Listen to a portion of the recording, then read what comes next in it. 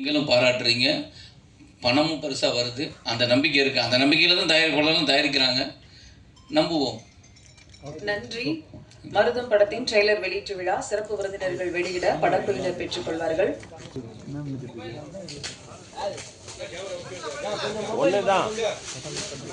ஒண்ணுதான் கடல் இல்லை.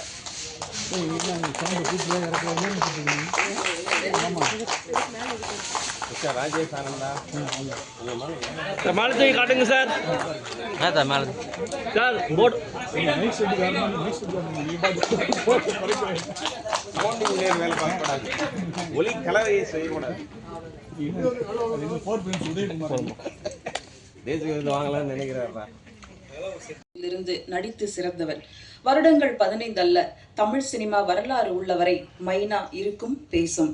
எளிய மனிதர்களின் கதையில் எப்போதும் இருக்கும். மருதம் மண் மணக்கும் கதையின் நாயகன் விதார்த் அவர்களை பேச அழைக்கிறோம்.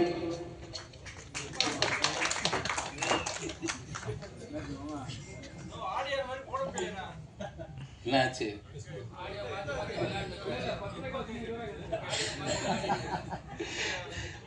இங்கு வருகை தந்திருக்கும் பத்திரிகை, தொலைக்காட்சி, ஊடக நண்பர்களுக்கு என்னுடைய பணிவார்ந்த வணக்கம். ஃபஸ்ட்டு நன்றி இந்த படத்தில் நான் நடிக்கிறதுக்கு முதல் காரணம் டைரக்டர் அன்பழகன். அவர் தான் கஜேந்திரனை இன்ட்ரடியூஸ் பண்ணார். இந்த மாதிரி என்னுடைய நண்பர் ஒரு நல்ல கதை வச்சுருக்காரு, நீங்கள் கேளுங்க அப்படின்னு. நான் கதை கேட்டபோது நான் அவர்கிட்ட கேட்டேன், இது உங்கள் லைஃப்பில் நடந்ததா, இல்லை உங்களுக்கு தெரிஞ்ச யாருக்காவது நடந்ததா, இல்லை உங்கள் கற்பனை கதையான்னு. இல்லை, என் ஊரில் நடந்த கதை அப்படின்னாரு. என்னுடைய நண்பருக்கு நடந்ததுன்னு. அப்போ நான் லொக்கேஷன் பார்க்கும்போது அந்த நபரையும் சந்தித்தேன். இது ஒருத்தரை சார்ந்து இல்லை, மொத்தம் அங்கே ஒரு 3-4 பேரை சந்தித்தோம். 3-4 பேரை சந்தித்த போது அவங்க அதோடு வாழ்கிறது எனக்கு ரொம்ப ரொம்ப கஷ்டமாகவே இருந்தது. அப்போ இந்த படம் கண்டிப்பாக சொல்லணும் அப்படின்னா நாங்கள் படம் முடிச்சிட்டோம். இது வெறும் வடார்காடு மாவட்டத்தில் இருக்கிற ராணிப்பேட்டை பக்கத்தில் இருக்கிற ஒரு கிராமத்தில் மட்டும் நடக்கலை, இது ஆல் ஓவர் இந்தியாவில் நடக்குது. நேராக நான் 2 நாளைக்கு முன்னாடி கூட நம்ம மீடியா நண்பர் தான் ஒருத்தர், அவர் ஃபோன் பண்ணார், இந்த ஏரியாவில் உங்களுக்கு யாரையாவது தெரியுமா அப்படின்னாரு. ஏன், என்ன விஷயம் அப்படின்ன போது, இந்த படத்தில் என்ன நடந்ததோ அதே சம்பவத்தை அவர் சொல்கிறார். அதுவும் ஒரு சீனாகவே இருந்தது. அந்த சீனை அவர் சொல்கிறார், எனக்கு ரொம்ப இந்த மாதிரி ஒரு பிரச்சனை அப்படின்னு. அப்போ நான் சொன்னேன், நீங்கள் போய் பாருங்கள், உண்மை இருக்கும் பட்சத்தில் நீங்கள் அங்கே இருக்கிற காவல் நிலையத்தில் போய் தகவல் சொன்னீங்கன்னா அது ஆக்ஷன் எடுப்பாங்க அப்படின்னு. அதுக்கப்புறம் என்ன ஆச்சுன்னு கூட கேட்கல. ஏன்னா இது லைஃப்பில் ஒன்று நீங்களே கொடுத்துருக்கீங்க, பேப்பரில் பார்த்து நான் கடந்து போயிருப்போம், இல்லைன்னா எங்கேயாவது விஷயம் கேள்விப்பட்டிருக்கோம், நமக்கு இல்லைன்னு சொல்லி நகண்டு போயிருப்போம். ஆனால் இது வெறும் படிக்காத பாமர மக்கள் மட்டும் இல்லை, படித்தவங்களும் இதில் பாதிக்கப்பட்டிருக்காங்கன்னு ஒரு விஷயம் இருக்குது. அதனால் இந்த படம் அவசியமாக சொல்ல வேண்டிய ஒரு கதையாக இருந்தது. அப்படி தான் இந்த படம் வந்தது. ரொம்ப ரொம்ப சந்தோஷம். இந்த படம் நடித்ததில் எனக்கு ரொம்ப சந்தோஷம். இந்த படத்தில் அருள்தாஸ் அண்ணா அவர் ஒரு நல்ல ஒரு ரோல் பண்ணியிருக்காங்க. அப்புறம் மாறன், முக்கியமாக சொல்ல வேண்டியது மாறன். அவர் அப்போ தான் ஜேபேபி படம் பார்த்துட்டு ரொம்ப எமோஷனல் ஆச்சு. நானும் மாறனும் ஒன்றா ஸ்டூடெண்ட் நம்பர் 1 படத்தில் ஃப்ரெண்டாக பண்ணியிருந்தோம். அதுக்கப்புறம் நான் அவர் ஃபோனில் 2-3 டைம் பேசியிருக்கேன். இந்த ஜேபேபி படம் பார்த்ததுக்கப்புறம் தான் எனக்கு ரொம்ப ஒரு மாதிரி ஆயிடுச்சு. அவர்கிட்ட பேசினேன். அப்போ நான் சொன்னேன், நம்ம 2 சேர்ந்து கூட பயணிக்கிற மாதிரி ஒரு நல்ல கதை இருந்தால் நம்ம பண்ணலான்னு. அப்போ கேட்ட கதை இது. அப்போ இந்த கதையில் ஒரு சின்ன கதாபாத்திரம் மாறன் இருந்தால் நல்லாயிருக்கும் அப்படின்னா, அப்போ அவங்க அவர் சொன்னார், இல்லை பட்ஜெட்டு அப்படின்னா, நீ மாறன்ட்ட பேசுங்க, கதை பிடிச்சா எல்லா நடிகர்களும் பணத்தை அதுக்கு அடுத்த படமாக பார்ப்பாங்க, நீங்கள் சொல்லுங்கன்னு.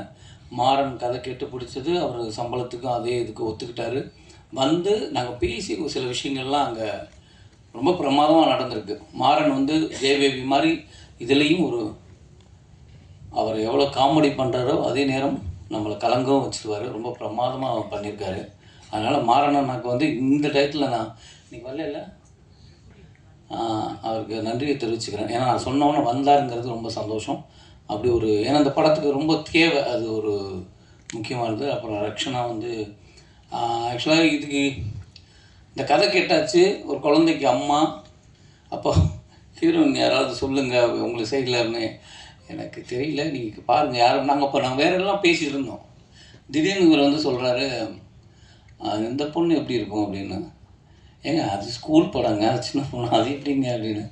இல்லை நீங்கள் நேராக பார்த்தீங்கன்னா தெரியும். நீங்கள் நேராக பார்த்தீங்க. இல்லை எனக்கு தோணுது அப்படின்னாரு. அப்போ லொக்கேஷன் அவங்க ஒத்துக்கிட்டாங்களா அப்படின்னு. இல்லை சொல்லியிருக்கேன் அப்படின்னாரு.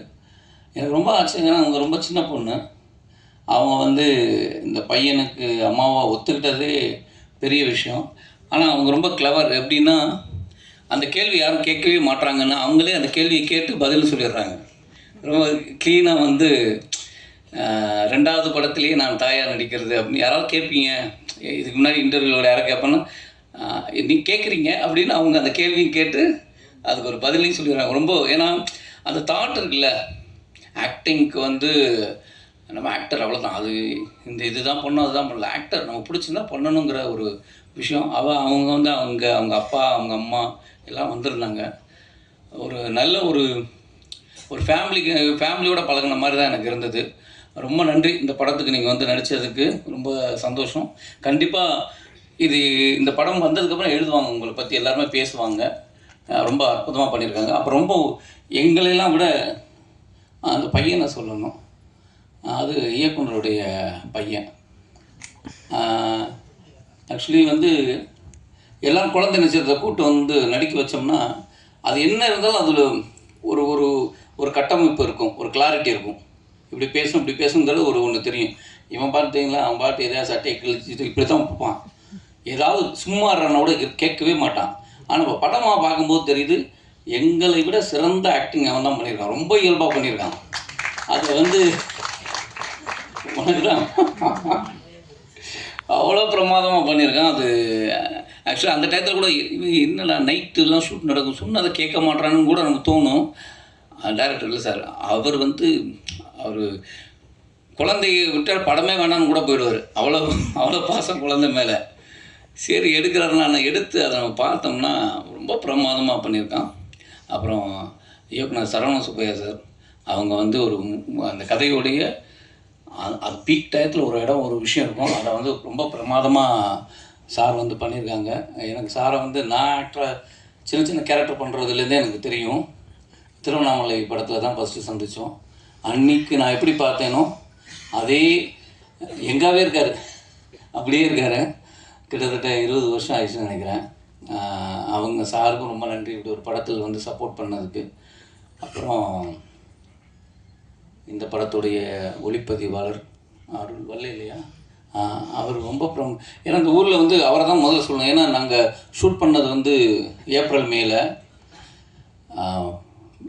வெள்ளூரில் வெயில் கேட்கவே வேணாம், வறுத்து உட்கார வச்சுருக்கு. அந்த இடத்துல அவர் கேமராவை எடுத்துகிட்டு நாங்களாம் கூட ஷார்ட் முடிஞ்சோன்னே ஒதுங்க இடம் இருக்காது, இல்லைனாலும் ஒரு மைண்ட்லேயே ரிலாக்ஸுங்கிற ஒரு இடத்துல இருக்கும். ஆனால் அடுத்த ஷாட்டுக்கு போயிடுவாங்க. அந்த வெயிலில் வந்து அப்படி எடுத்தது வந்து ஒளிப்பதிவோட ரொம்ப அழகாக பண்ணியிருக்காரு. அதனால் அந்த டீமுக்கே என்னுடைய வாழ்த்துக்களை தெரிவிச்சுக்கிறேன். அப்புறம் இல்லை ஸ்பாட் எடிட்டிங் இருக்கணும். ஸ்பாட் எடிட் இல்லை, ரூமில் தான் எடிட்டிங். ஆனாலும் அவர் வந்து டெய்லி ஷூட்டில் வந்து உட்காந்துருவார். ஷார்ட் அப்படி கேமரா பக்கத்தில் நின்று என்ன தேவை இருக்குது எல்லாத்தையும் வந்து டிஸ்கஸ் பண்ணுவார். அதனால் ஈஸியாக முடிஞ்சு படம் முடிஞ்சு ஆக்சுவலாக ஷூட் முடிஞ்சு கிளம்பும்போது காப்பி ரெடி, எடிட்டிங் முடிச்சிட்டாரு. அவ்வளோ ஸ்பீடாக ரொம்ப அழகாக பண்ணார். எடிட்டருக்கு செட்டு மட்டும் போகிறது இல்லை டேரக்டர். அந்த அடிச்சிட்டாங்களா செட்டு மட்டும் இல்லை, அதை வந்து ரொம்ப இயல்பு மாறாமல் அந்த ஊரில் இருக்கிற சின்ன விஷயங்களுக்கு மாறாமல் கரெக்டாக அந்த இடத்துல வைக்கிறது இருக்குல்ல, ப்ராப்ஸு வேறு இடத்துல இருக்கும், அதை அந்த வீட்டுக்கு கொண்டு வரணும், இல்லை இங்கே இருக்கிறது தேவையில்லை அப்படிங்கிறதெல்லாம் இருக்குல்ல, இதெல்லாம் பண்ணுறது ஒரு பெரிய ஒரு ஆர்ட்டோட வேலை. அது ரொம்ப அழகாக பண்ணார் தாமு சார். அதனால் அவருக்கும் என்னுடைய நன்றியை தெரிவிச்சுக்கிறேன். அப்படி தான் இருந்தேன். ஏதாவது யாராவது ஒரு மேடையில் ஒரு சின்ன ரோல் பண்ணால் நம்மளை கவனிக்க மாட்டாங்களா அப்படிங்கிறது. அவங்க வந்து கூப்பிட்டோன்னே வந்திருந்தாங்க. ரொம்ப நன்றி. ஆடியோ ஃபங்க்ஷன் வந்ததுக்கு ரொம்ப நன்றி. ஆக்சுவலாக அவங்க அந்த படத்துலேயும் நடிச்சிருந்தாங்க. அதிலே கேட்டேன், அன்பழகன் சார் படத்தில் நான் நடிச்சிட்ருக்கேன், அந்த படத்துலேயும் அவங்க ரோல் பண்ணியிருந்தாங்க. ஒரு சீன் தான் பண்ணாங்க, ரொம்ப செம்மையாக பண்ணியிருந்தாங்க. அது வந்து அந்த ஷார்ட்டை பார்த்துட்டு 1000 பேர் அதுக்கு எனக்கு ஃபோன் பண்ணிக்கிட்டே இருக்காங்க, மெசேஜ் பண்ணிகிட்ருக்காங்க, ரொம்ப கதையே சொல்கிறாங்க. அப்போ அது சொல்கிறதுக்கு ஒரு காரணம்னா தலைவருடைய பேக்ரவுண்ட் மியூசிக், அதில் போட்ட ஒரு சின்ன விஷயங்கள் ரொம்ப நன்றி தலைவா. இந்த மாதிரி சின்ன படங்களுக்கு சப்போர்ட் பண்ணது ரொம்ப சந்தோஷம். அப்புறம் நான் வந்து ஊரில் வந்து நம்ம அங்கே உள்ள அவர் ஃப்ரெண்டு மேனேஜர் நினச்சேன் நீதி. ஆனால் அவர் கவிஞர்னு இப்போ தான் தெரியுது. திடீர்னு இன்றைக்கி வந்து ஏற்றுறாங்க. ரொம்ப தலைவா உங்களை அங்கே பார்த்தோம், ஆனால் நீங்கள் பாட்டு எழுதுவீங்கன்னு தெரியாது, ரொம்ப பிரமாதமாக எழுதியிருக்கீங்க. நான் கூட நீதி எங்கே அவரை காணணும் நினச்சானது எனக்கு உண்மையிலே சர்ப்ரைஸ். இல்லை எனக்கு முன்னாடி ஏதாவது சொல்லியிருக்கீங்களா? எனக்கு அதுவும் ஞாபகம் இல்லை. சொல்லியிருந்தாலும் ஞாபகம் இல்லை. ஆனால் எனக்கு பயங்கர சர்ப்ரைஸு. அங்கே ஷூட்டிங்கில் இருப்பார் அவர். ஸோ ஊருக்காரர்னு நினச்சேன். இங்கே வந்து அவர் அங்கேருந்து பாடல் எழுத ஆரம்பித்தேன் நினைக்கிறேன். ரொம்ப பிரமாதம், நன்றி. அவர் பக்கத்தில் சொல்கிறார், அதான் அவர் வந்து ஊமையாக சொல்கிறார், இந்த பேரை விட்டேன் டைரக்டர்ப்பா, டைரக்டர் என்ன சொல்லுது அப்படின்னு. ஏன்னா ரொம்ப அற்புதமான ஒரு கதை. அதை வந்து என்னென்னா ஆக்சுவலி எனக்கு சில பண்ணும்போது எனக்கு நான் எந்த வசதியும் அந்த படத்தில் வந்து கேட்கலை, அவங்களும் இல்லைன்னு சொல்லலை, ஆனால் நடந்துருச்சு.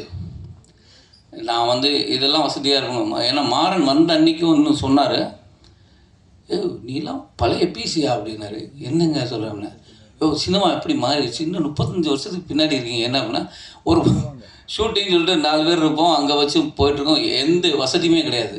நான் சொன்னேன், இந்த ஊரில் என்ன வசதிங்க கொண்டு வர முடியும் பாருங்கள். எனக்கு இல்லை இன்றைக்கி லொக்கேஷனே மாற்றிருக்கலாம், ஏன் கதை இந்த ஊரில் நடக்குது அதான் இருக்கணும். ஐயோ நாங்கள் எங்களுக்கு ஷார்ட் முடிஞ்சால் ஒரு கயிற்றுக்கட்டில் போட்டு உட்காரணும். அது இப்போல்லாம் அப்படி இல்லை. அது வந்து நம்ம ரெஸ்ட் ரூம் போகணும்னா இங்கேருந்து பைக் எடுத்துக்கிட்டு எங்கேயாவது போகணும். ஏன்னா இப்போ எங்கேயாவது ஓரமாக போகலாம் வச்சுங்களேன், அங்கே பார்க்குற ஒரு 10 பேர் அவர் நடிகர் இல்லை அப்படின்னு உட்காந்து நம்ம பக்கத்தில் நிற்பா, நம்ம பின்னாடியே போனால் பின்னாடியே வருவாங்க. அது ஒரு பிரச்சனை இருக்குது. சாப்பிட போகணும் இல்லை ஏதாவது வேணும், அந்த ஊரில் கிடைக்கிற 4 பொருள் தான், அதுதான் சாப்பாடு. அந்த 30 நாள் வந்து நீ எப்படி ஒத்துக்கிட்ட, ரொம்ப கஷ்டம் அப்படின்னா, நீ ஒத்துக்கிட்டதுனால நாங்களும் ஒத்துக்கிட்டோம். ஹீரோவே இப்படி தான் இருக்கிறாரு, நாங்கள் மட்டும் என்ன அப்படின்னு. இல்லை ஒரு நல்ல கதைக்கு அப்போ நான் மட்டும் இல்லை, நம்மளை விட்டுருங்க, டெக்னீஷியன் வந்த அத்தனை பேரும் யூனிட்டி அங்கே தானே இருந்தது.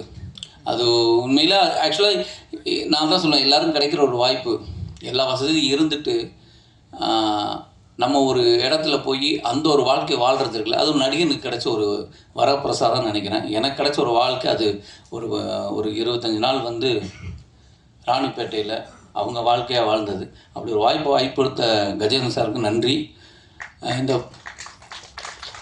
இந்த படத்தில் வந்து அவர் இப்படி இருக்க மாதிரி தான் அப்படி இருப்பார், ஆயிராவது உழைச்சிருக்காரு. நான் தான் சொன்னேன், என்னென்னா சில விஷயங்கள்லாம் ஏன் இதெல்லாம் தேவையை எடுக்கலான்னு. அவர் ஒரு பட்ஜெட் ஒன்று கோடு போட்டார் இந்த ப்ரொடியூசர்கிட்ட வந்து, ஏன்னா இது சின்ன பட்ஜெட்டு அப்படின்னு சொல்லி கூட்டிகிட்டு வந்து அதை வந்து என்னமோ அவர் பாக்கெட்லேருந்து எடுக்கிற மாதிரியே தான் உட்காந்து வேலை பார்த்தாரு.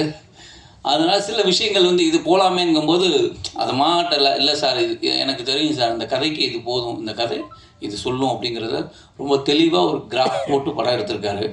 கண்டிப்பாக இந்த படம் வந்து என் லைஃப்பில் என் வரிசையில் நல்ல படங்களில் இந்த படம் ஒன்றா இருக்கும். ஆனால் இது வந்து எனக்கு வியாபார ரீதியாக அது பெருசாக இருக்கணும். ஏன்னா இந்த அர்வர் ப்ரைவேட் லிமிடெட் வந்து இதுக்கு அடுத்து, ஏன்னா இந்த கம்பெனி வந்து எனக்கே 2-3 கதைகள் சொல்லியிருக்கு, எனக்கு இல்லை, இவங்கள்ட்ட 2-3 கதைகள் இந்த மாதிரி யதார்த்தமாக உண்மை சம்பவங்களை வச்சுருக்காங்க. அவங்கெல்லாம் அந்த படம் எடுக்கணும்னு ஆசைப்பட்றாங்க.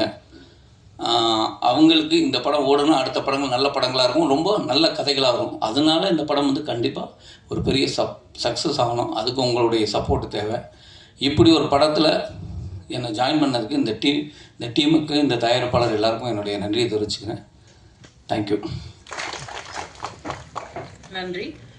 அடுத்ததாக நாம் பேச அழைக்கிறோம் இயக்குனர்கள் சிறந்த நடிகர்களாக MA PhD என்று கல்வியும் கலையும் ஒன்றாக கோர்த்து சினிமா என்னும் பெருந்திரைக்கு பொருந்திய பெருங்கதை. முதல் படமே முத்தமும் சத்தமும் இன்றி மண்ணையும் மழையையும் நம்பும் விவசாயிகளின் கண்ணீர் கதையை கையில் எடுத்த கலை படைப்பாளி மருதம் அறிமுக இயக்குனர் கஜேந்திரன் அவர்களை இப்போது பேச அழைக்கிறோம்.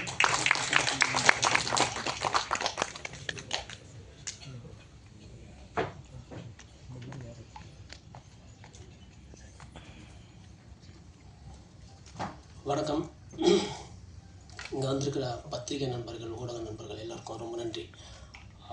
அப்புறம் நான் டைரக்டர் ஆகிறதுக்கு ரொம்ப முக்கியமாக காரணமாக இருந்த எங்கள் அண்ணன் வந்திருக்காரு. கண்டிப்பாக நான் அவருக்கு நன்றி சொல்லணும். ஏன்னா கடந்த 25 வருஷமாக நான் போராட்டிருக்கிறப்போ ஃபினான்ஷியலாக எனக்கு சப்போர்ட்டிவாக இருந்தது அவர் தான். நான் இப்போ ஒரு 3 வருஷமாக தான் வேலைக்கு போயிட்டுருக்கேன். அதுக்கு முன்னாடி எல்லா வகையிலும் சப்போர்ட் பண்ணது என் அண்ணன் இங்கே இருக்கார்.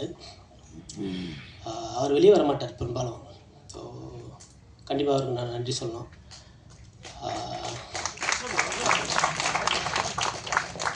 இருக்கார்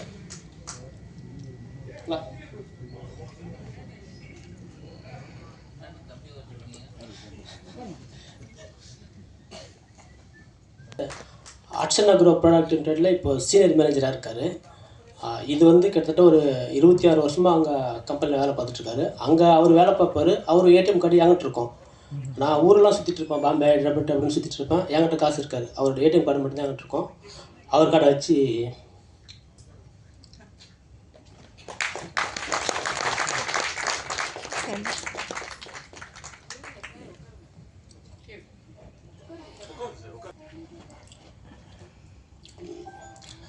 அப்புறம் கண்டிப்பாக எனக்கு வந்து அடையார் ஃபில்ம் இன்ஸ்டியூட்டில் படிக்கிறதுக்கு வாய்ப்பு கிடச்சிது. அதுக்கு வந்து அட்மிஷன் அப்போது இன்டர்வியூ பண்ணது KB sir, Balachander sir.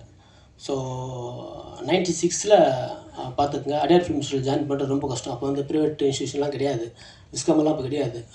Cinema கற்றுக்கணுன்னா ஒரே institution Adyar film institute. Direction அட்மிஷனுக்காக நான் ட்ரை பண்ணேன். அப்போ பயங்கர போட்டி இருக்கும். கிட்டத்தட்ட ஒரு 600-700 அப்ளிகேஷன் வந்தது. இருக்கிறது 10 சீட்டு. அந்த 10 சீட்டில் எனக்கு ஒரு சீட்டு கிடைக்கிறதுக்கு கேபி சார், பாலச்சந்தர் சார் இப்போ இல்லை. அவருக்கு நான் கண்டிப்பாக நன்றி சொல்லணும். ஏன்னா அவர் வந்து என்னை செலக்ட் பண்ணலைன்னா எனக்கு அடையார் ஃபில்ம் இன்ஸ்டியூட்டில் சீட்டு கிடைச்சிடாது. ஏன்னா என் கூட படித்த டைரக்டர் மோகன் ராஜா சார் வந்து பெரிய பேக்ரவுண்ட்லேருந்து வந்திருக்காரு. அவர் கூட நான் படிக்கிறதுக்கு வாய்ப்பு கொடுத்ததுக்கு கேபி சாருக்கு நான் நன்றி சொல்லணும். அதே இன்ஸ்டியூட்டில் என்னுடைய நண்பன் சாட்டை அன்பழகன், பொம்மரிலு பாஸ்கர், அப்புறம் இன்னொரு நிறைய தோழர்கள் எனக்கு கொடுத்தது ஃபில்ம் இன்ஸ்டியூட் தான். அதுக்கு எல்லாத்துக்கும் காரணம் கேபி சார். மறுபடியும் நான் கேபி சாருக்கு நன்றி சொல்லணும். ஃபில்ம் இன்ஸ்டியூட் முடிச்சுட்டு நான் அசிஸ்டன்ட் டைரக்டராக ட்ரை பண்ணிட்டுருக்கிறப்போ நிறைய இடத்த ட்ரை பண்ணேன். அப்போது சாரோட சிட்டிசன் படம் பெரிய பட்ஜெட்டில் அப்போது வந்து அது ஒரு 2099-2000 டைமில் வந்து அது ஒரு பெரிய படம். அஜித் சார் வந்து பல கெட்டப்பில் நடிக்கிற ஒரு மிகப்பெரிய படம். அப்போ பெரிய பட்ஜெட் படம் அது. அந்த படத்தில் அசிஸ்டன்ட் டைரக்டராக ஜாயின் பண்ணணும்னு எனக்கு தோணுச்சு. ஏன்னா அது இப்போ வந்து ஒரு பெரிய படம்ன்றதுனால நிறைய பேர் அதுக்கு ட்ரை பண்ணியிருப்பாங்க. நானும் ட்ரை பண்ணேன். அப்போது ஷூட்டிங் போயிட்டுருக்க டைமில் நான் வந்து வலசராகத்தில் தான் சாரோட வீடு இருந்தது. அப்போது வீட்டுக்கு போயிட்டு சாரை சந்திக்கலான்னு போகிறப்போ சார் இல்லை, ஷூட்டிங் போயிட்டார். அவரோட அப்பா தான் இருந்தார். அப்பாவை நான் சந்தித்தேன். கேட்டேன் போய், சார் நான் டைரக்டர் பார்க்கணுன்னா. இல்லைப்பா அவர் ஷூட்டிங் போயிட்டார். அப்புறம் அவர் கூப்பிட்டு நான் பேசினார். யார், என்ன ஜாயின் பண்ண, எந்த ஊர், நீ என்ன பண்ணியிருக்கேன்னு கேட்டார். அவர் என்னை பற்றி பேசிட்டு சரி நீ போ அப்படின்னாரு. அவ்வளோதான். அப்புறம் நான் அங்கேருந்து டேரெக்டாக வலசராகத்துக்கு நேராக பஸ் ஏறி கற்பகம் ஸ்டுடியோ, அதாவது ஏவிஎம் கப்போ இப்போ அது ஸ்டுடியோ இல்லை, கற்பகம் ஸ்டுடியோவில் அப்போ வந்து ஜெயில் செட் இருந்தது. அங்கே போயிட்டு நான் போய் சார் பார்த்தேன். சார் பிஸியாக இருந்தார். கொஞ்சம் வெயிட் பண்ணி பார்த்தேன். வெயிட் பண்ணி பார்த்துட்டு நான் போய் சொன்னேன், சார் இந்த மாதிரி நான் அசிஸ்டன்ட் ஜாயின் பண்ணோம் அப்படின்னு. அப்படியா அப்படின்னு சொல்லிட்டு எதுவுமே சொல்ல, நீ நாளைக்கு ஆஃபீஸ் வந்தார். எனக்கு ஆச்சரியமாக இருந்தது. இவ்வளோ பெரிய படத்தில் இவ்வளோ பெரிய டேரக்டர் எப்படி நம்மளை ஆஃபீஸ் கூப்பிட்றாரு அப்படின்ட்டு ஆச்சரியமாக இருந்தது. ஒருவேளை அவர் அப்பா எதனா சொன்னார் நான் நினச்சிக்கிட்டேன். கண்டிப்பாக அவர் அப்பா சொல்லியிருப்பாருன்னு நினச்சிக்கிட்டேன். அது என்ன வந்து இன்றைக்கி வரைக்கும் தெரியல. மறுநாள் ஆஃபீஸ் போனால் என்னை சேர்த்துட்டார். ஸோ எனக்கு முதல்ல அசிஸ்டன்ட் டைரக்டர் வாய்ப்பு கொடுத்தது சார், சரவணசுப்பையா சார். ஸோ கண்டிப்பாக அவர் நான் நன்றி சொல்லணும். அதுக்கப்புறம் என்னுடைய நண்பன் டைரக்டர் மோகன் ராஜா, அவரோட படங்களை நான் அசிஸ்டன்ட் டைரக்டராக வேலை பார்த்தேன். அவரோட படங்கள் நிறைய படங்கள் வேலை பார்த்துருக்கேன். எனக்கு வாய்ப்பு கொடுத்த டைரக்டர் மோகன் ராஜா, அப்புறம் மோகன் சார்கிட்ட வேலை பார்க்குறப்போ நம்ம நிறைய விஷயம் கற்றுக்க முடியும். ஒரு கதை நான் அவரோட எடிட்டிங்கில் இருந்திருக்கேன்.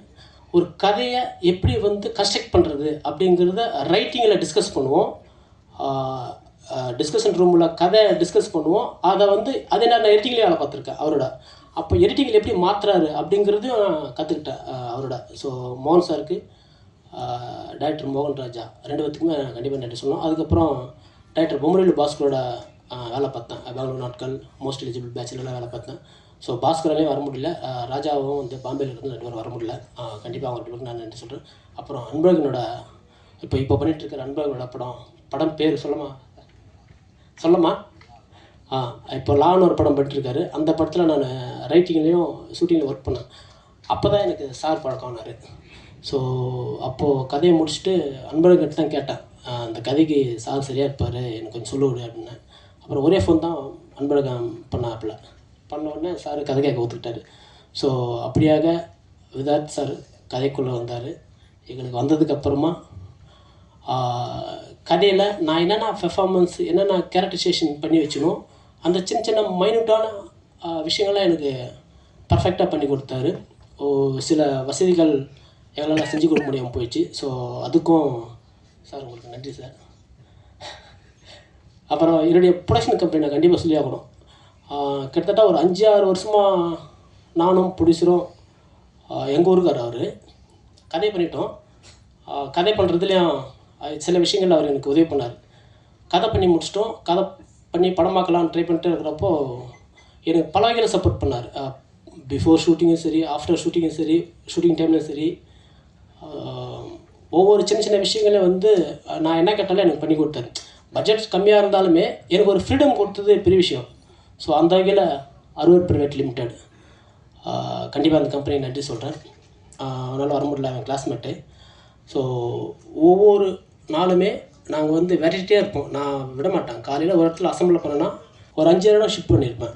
ஸோ அந்த வேகத்துக்கு எனக்கு ஈடு கொடுத்தது என் கேமராமேனு. அவனுக்கு நன்றி சொல்கிறேன். அப்புறம் எனக்கு செகண்ட் யூனிட் கேமராமேனாக ஒர்க் பண்ண ரிச்சர்ட் வந்திருக்காரு.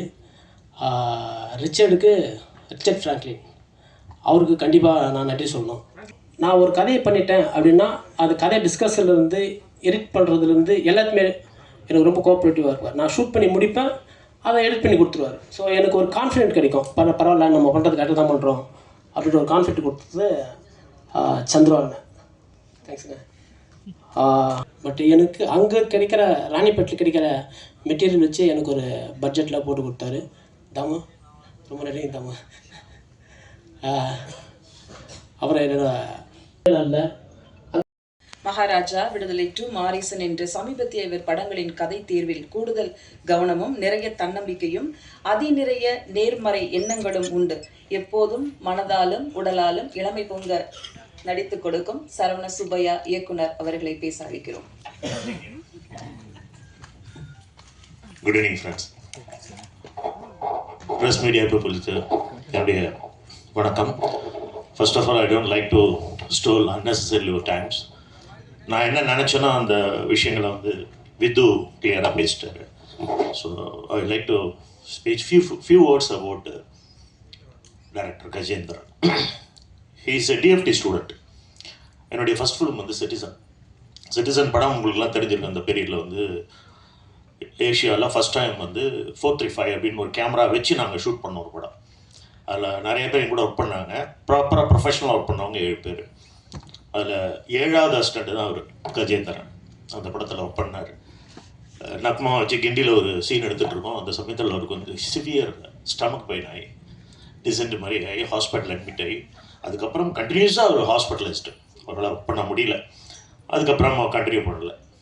அதுக்கப்புறம் நான் வந்து கிட்டத்தட்ட ஒரு ஆஃப்டர் 20 இயர்ஸ் எனக்கு வந்து கால் பண்ணி, சார் நான் எஸ்ஆர்எம்மில் இப்போது விஷுவல் கம்யூனிகேஷனில் ஹெட் ஆஃப் த டிபார்ட்மெண்ட்டாக இருக்கேன் அப்படின்னு சொல்லி தன்னை மறுபடியும் ரீஇன்ட்ரடியூஸ் பண்ணிட்டாரு. So nice guy. சினிமா அப்படிங்கிற ஒன்று இல்லை அப்படின்னா ஃபிட்னஸ் ஆஃப் சர்வைவில் எவ்வளோ கஷ்டம் அப்படிங்கிறது வந்து உங்கள் எல்லாருக்குமே தெரியும். இப்போ எனக்கு கண்ணுக்கு தெரிகிறது ஆர்எஸ் கார்த்திக், தேவராஜன் அந்த மாதிரி ஒருத்தவங்க 2 பேர். இவங்களுக்கு வந்து ப்ரொஃபஷனல் பர்சனாக கூட ஆக்டிங் அப்படிங்கிறதும் ஒரு ஹாபியாக இருக்குது. அந்த மாதிரி எல்லாருக்குமே அமையிறது இல்லை. ஈவன் தோ டைரக்டர்ஸுங்களுக்கு கூட இந்த படம், இந்த கதை, இது பேசக்கூடிய ஒரு விஷயம், இந்த சம்பவம், இது எல்லாமே வந்து ஒரு 2009 நான் ஒரு ஃபிலிம் பண்ணேன், மகான் கணக்குன்னு. எந்த ஒரு எதிர்பார்ப்பு இல்லாமல் அவன் அசிஸ்டன்ட் தான். ஒரு கேரக்டர் நீங்கள் பண்ணும் சார், ஒரு ரோல் அப்படின்னா. இந்த படத்தில் கூட நான் இந்த ஒரு ஷாட் கூட போடாதன்னு நான் சொன்னேன். இதை போடாத, இந்த கேரக்டர் இருக்கிறதே தெரியக்கூடாது யாருக்கும் அப்படின்னு. அது விஜயார்த்த ரொம்ப நாசுக்காக சொல்லியிருக்காரு.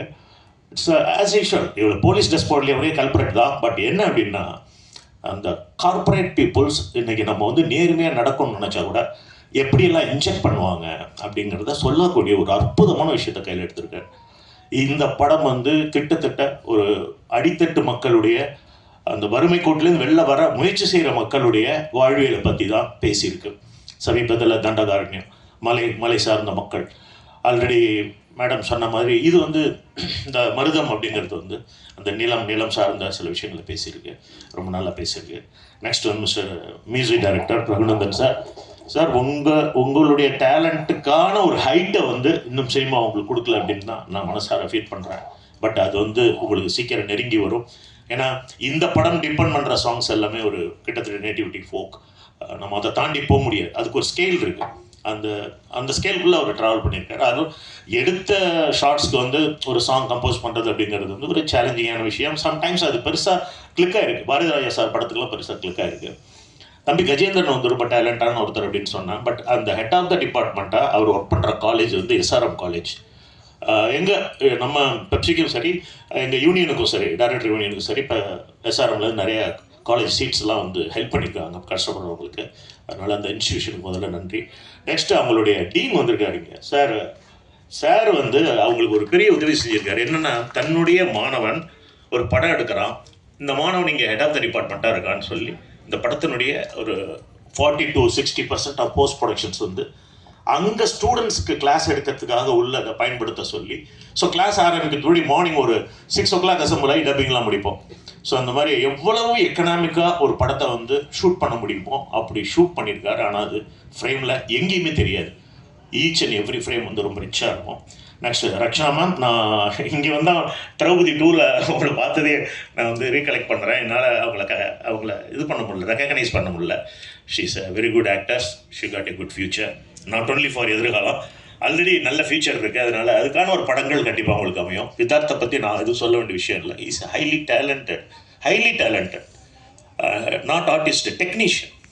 வித்தார்த் வந்து அங்கே என்ன சாப்பிட்டாருங்கிறது எனக்கு மட்டும் தான் தெரியும். ஏன்னா அந்த வில்லேஜ் வந்து அவ்வளோ ட்ரை வில்லேஜ். எல்லோரும் ஒன்று மறந்துட்டாங்க, அக்னி நட்சத்திரம் அடிச்சிட்டு இருக்கு வேலூரில், சுற்றி மவுண்டைன் அந்த இடம். உங்களுக்கு நீ யோசிச்சு பாருங்கள் எப்படி இருக்கணும். ஒரு நாங்கள் பரவாயில்ல மேன், அஸ் அ உமன் வந்து அங்கே வந்து அந்த 30 நாள் அங்கே கழிச்சிருக்காங்கன்னா அவங்க எவ்வளோ கஷ்டப்பட்டுருக்கணும். விதார்த் வந்து நொங்கு தான் சாப்பிட்டார், வேறு எதுவுமே சாப்பிடல. நான் பார்த்துட்டே இருப்பேன், வெறும் ஃபுட்டு வந்து நொங்கு தான். இந்த தோலை உரிச்சு நொங்கு மட்டும் சாப்பிடுவார். நான் வந்து மோர் சாப்பிடுவேன். இப்படி தான் அங்கே வந்து ஒர்க் பண்ணோம். பட் இந்த கஷ்டங்கள் எதுவுமே வந்து மாறன் அண்ணன் அருமையாக ஒர்க் பண்ணார். அருள்தாஸ் அவர் என்னுடைய ABC படத்தில் வந்து எனக்கு கேமராமேனை கூட ஒர்க் பண்ணியிருக்காரு.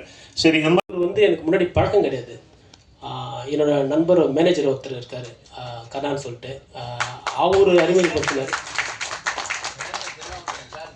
ஸோ ராஜாவுக்கு கண்டிப்பாக நன்றி சொல்கிறேன். ஏன்னா வந்து இந்த ஷார்ட் பீரியடில் வந்து நிறைய விஷயங்கள் எனக்கு ஷெடியூல் பண்ணி கொடுத்தாரு, பண்ணிகிட்ருக்காரு. ஸோ கண்டிப்பாக ராஜா ரொம்ப நன்றி. ஸோ அதுக்கப்புறம் இங்கே வந்திருக்கிற பத்திரிகையாளர் உங்களுக்கு நான் மறுபடியும் நன்றி சொல்லணும். ஏன்னா நாங்கள் எங்களை மாதிரி புது இயக்குநர்கள் சின்ன பட்ஜெட்டில் பண்ணும்போது நீங்கள் ஒரு முறையும், ஏன்னா கடந்த கால வரலாறு தான் சொல்லியிருக்கு, சின்ன பட்ஜெட் பண்ணும்போது உங்களால் தான் வந்து அதை சப்போர்ட் பண்ணி கொண்டு வர முடியுது. ஸோ மறுபடியும் வந்து பத்திரிகையாளர்கள் நிச்சயமாக சப்போர்ட் பண்ணணும். அப்புறம் என்னுடைய வகுப்பு தோழன் வந்திருக்கான் சதீஷ், அவனுக்கும் ரொம்ப நன்றி, என் ஃபேமிலியோட வந்திருக்கான். ஸோ இன்னொரு மேனேஜர் வந்து அப்பா. வணக்கம் ப்ரெஸ் அண்ட் மீடியாவுக்கு. Firstly, Vidat sir, thank you so much for calling me to the stage. And this is my second film. Anbazhagan sir இருக்காருங்க.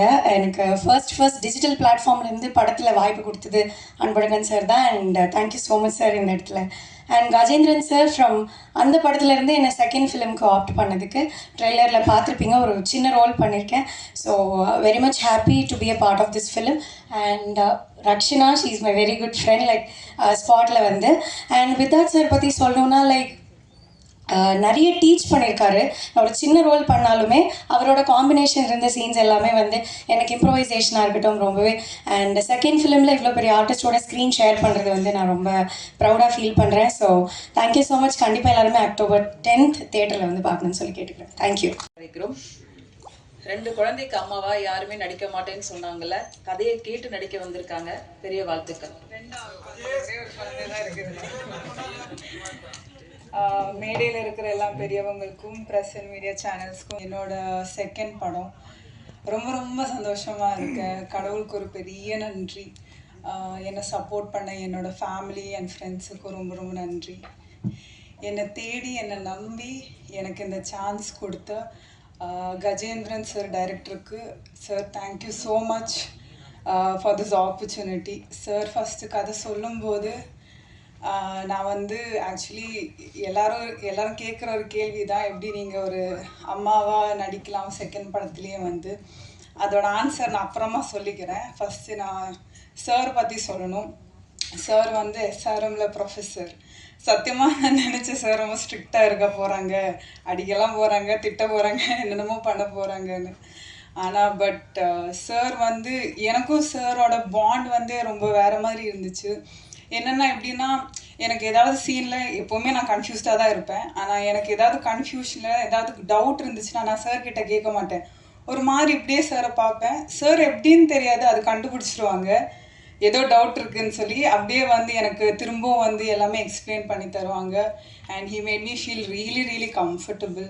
Thank you so much sir. Also thanks to the producer Aroor private limited for giving me this opportunity. அப்புறம் Vidhath sir, சத்தியமாக second படத்துலேயே வந்து இந்த மாதிரி ஒரு senior actor கூட நடிக்க வாய்ப்பு கிடைக்கும்னு நான் கனவுல கூட பார்க்கல. But I am so grateful. He is an amazing actor on screen and off screen. சாரோட கிராஃப்டை தனியாக நம்ம இங்கேருந்து பிஹைண்ட் த கேமரா நின்று பார்க்கும்போது அது ரொம்ப ரேராக இருக்கும். It's a beautiful experience. Sir கூட நடிக்க வாய்ப்பு கிடைச்சதில் I am so happy. And sir is an literally amazing ஆக்டரை நான் சொல்ல வேணாம். So thank you so much sir. அப்புறம் இதில் ஒர்க் பண்ண டிஓபி சார், ரொம்ப விஷுவல்ஸ் எல்லாம் ரொம்ப அழகாக இருக்கும். அந்த சின்ன ஊரை ரொம்ப அழகாக எடுத்திருப்பாங்க. And I love the visuals. Thank you so much sir. இதில் ஒர்க் பண்ண எல்லா technicians, light department, camera department, assistant directors எல்லாருக்கும் great hats off and thank you. ஏன்னா நம்ம இந்த படம் வந்து வெள்ளூரில் எடுத்தோம், சம்மரில் எடுத்தோம். எல்லாருக்கும் தெரியும் வெயில் எப்படி இருக்கும்னு.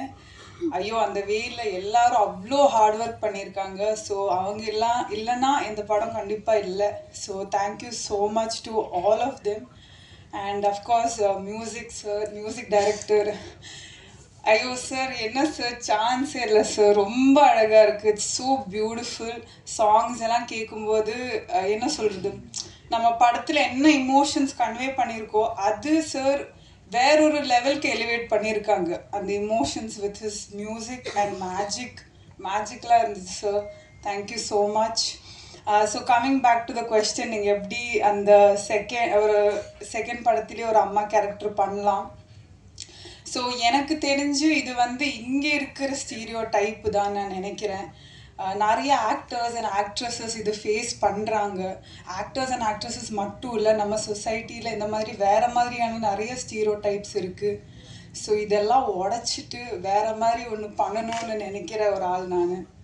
ஸோ அதே மாதிரி சொல்லும்போது, அம்மான்னு சொல்லும்போது எல்லாருக்குமே ஒரு இமோஷன். ஸோ அப்படி வரும்போது நான்லாம் வந்து என்னோடய அம்மா மட்டும்தான் பார்த்து வளர்ந்துருக்கேன். இந்த ஊரில் இருக்கிறவங்க எப்படி அவங்கள குழந்தைய பார்த்துக்கிறாங்க, எப்படி டெய்லி பேசிக் ஆக்டிவிட்டீஸ் எல்லாம் பண்ணுறாங்க, எதுவுமே எனக்கு தெரியாது. நான் வந்து சிட்டியில் பிறந்து வாழ்ந்து இருக்கிற ஒரு பொண்ணு. ஸோ எனக்கு அது பெரிய ஒரு சேலஞ்சாக இருந்துச்சு. எனக்கு மதர்ஹுட்னு சொல்கிற அந்த பியூரான கான்செப்ட் வந்து இந்த வயசில் எக்ஸ்ப்ளோர் பண்ணணும்னு இருந்துச்சு ஆஸ் அன் ஆக்டர். எனக்கு அது பெரிய ஒரு வாய்ப்பு. இந்த படத்தில் எனக்கு அது பண்ண பர்ஃபார்மன்ஸும் இருந்துச்சு, ஸ்கோப்பும் இருந்துச்சு. அது மட்டும் இல்லை, ஸ்டோரி ரொம்ப அழகாக இருந்துச்சு. And I wanted to be a part of this film. And Marutham ஒரு சின்ன விஷயம் ரொம்ப பியூட்டிஃபுல்லி, ரொம்ப சினிமேட்டிக்லி அண்ட் கமர்ஷியலி எடுத்திருக்காங்க. And I'm so grateful to be a part of this film. கண்டிப்பாக எல்லோரும் October 10th தியேட்டரில் வந்து பார்க்கணும். எங்களை எல்லாரும் சப்போர்ட் பண்ணணும். தேங்க்யூ, நன்றி. தேங்க்யூ ரக்ஷனா. அடுத்து நான் பேச அழைக்கிறோம். மருதம் கதையில் மனதில் நிற்கும் மற்றொரு கதாபாத்திரம் அனு பிரியங்கா அவர்களை பேச அழைக்கிறோம். உழவும் உழவனுடைய தொழில் சார்ந்து இயங்குவது தான் இந்த மருதம். அதாவது கண்டுகொள்ளப்படாத திறமைகள் நிறைய இங்கே இருக்குது. அதில் ஒன்று தான் நம்ம கஜேந்திரன் இயக்குனர். அவர் உண்மையிலே ஒரு தயாரிப்பாளருக்கான ஒரு இயக்குனர். ஏன்னா நேர்த்தியாக செலவு வைக்காமல் எவ்வளோ விரைந்து முடிக்க வேண்டுமோ அப்படி செய்யக்கூடிய ஒரு இயக்குனர். அவருக்கு அந்த கஜேந்திரன்ற ஒற்றை சொல்லுக்காக தான் நான், ஆர்ட் டைரக்டர், கேமராமேன் எல்லோரும் இணைஞ்சோம். உண்மையிலே இந்த படம் வெற்றி பெறும். அவருக்கு உறுதுணையாக இருந்த அனைத்து மிகப்பெரிய தொழில்நுட்ப கலைஞர்களுக்கும், விதாத் சார் மற்றும் ஹீரோயின் ரக்ஷனா, இவங்களுக்கெல்லாம் நான் நேர்லேயே ஸ்பாட்டில் போய் ஒரு சொல்லணும்னா நான் இயக்குனர் அப்பப்போ சொல்லுவேன். கோட்டுக்கும் கோவ நீங்கள் இவர்கிட்ட கேள்வி சண்டை போடாமல் என்கிட்ட சண்டை போடுறீங்க. என்ன மேடம் பியலை விவசாய நிலத்தின் அவசியத்தை இந்த படம் பேச போகும். பசுமை புரட்சி இனி திரைப்படமாக மலரட்டும். வாழ்த்துக்களோடு படக்குழுவினரை, சிறப்பு விருந்தினர்களை இப்போது மேடைக்கு அழைக்கிறோம். தயாரிப்பாளர், லைன் ப்ரொடியூசர், குழந்தை நட்சத்திரமாக நடித்துள்ள அக்ஷய் கார்த்திக் அவர்கள் மேடைக்கு அழைக்கிறோம்.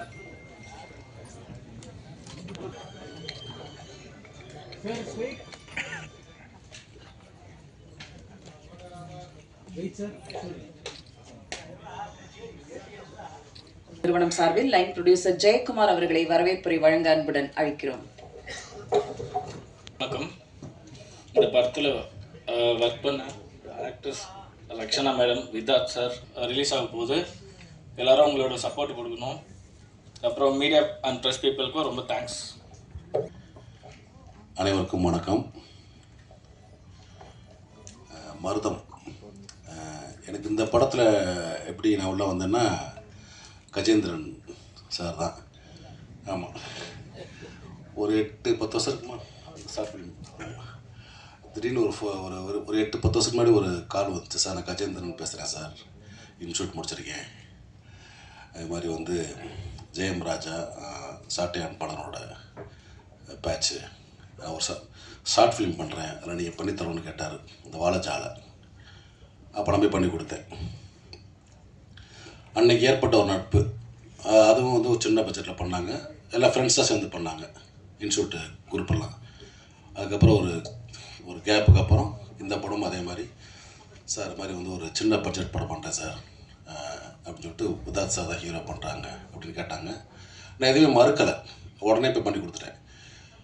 ஏன்னா ஒரு திரைப்பட இயக்குனர் ஆகணும்னு ஒரு நீண்ட கனவோடு ஒரு பயணிக்கிற, சினிமா விட்டு வேறு எங்கேயும் போகாமல் தொடர்ந்து ஒரு இலக்கியோடு பயணிக்கிற இந்த மாதிரி ஒரு போராட்ட குணமுள்ள ஒரு இயக்குநர்களுக்கு நான் எப்போயுமே முதல் காரம் கொடுப்பேன். அந்த மாதிரி தான் கஜேந்திரன் அவர்களுக்கும் நான் இந்த படம் பண்ணோம். எல்லாருமே அப்படி தான் நினைக்கிறேன். பொதுவாக இந்த பக்கம் வட தமிழகத்திலேருந்து வர்ற கதைகள் ரொம்ப குறைவு. இவர் ஆற்காடு மாவட்டம், அந்த ஏரியாவில் உள்ள ஒரு கல்ச்சர், ஒரு விவசாயியோட கதை, அதை ரொம்ப அழகாக நுட்பமாக ரொம்ப லைவாக எடுத்தாங்க. எப்படின்னா ரொம்ப ஒரு சினிமாட்டிக்காக இல்லாமல் ரொம்ப இயல்பாக நேச்சுரலாக. லொக்கேஷன்லாம் பார்த்திங்கன்னா ஒரிஜினல் மார்க்கெட்டு, ஒரிஜினல் அந்த மாதிரி எல்லாமே, எதுவுமே ஒரு ஆர்டிஃபிஷியலாக இருக்காது.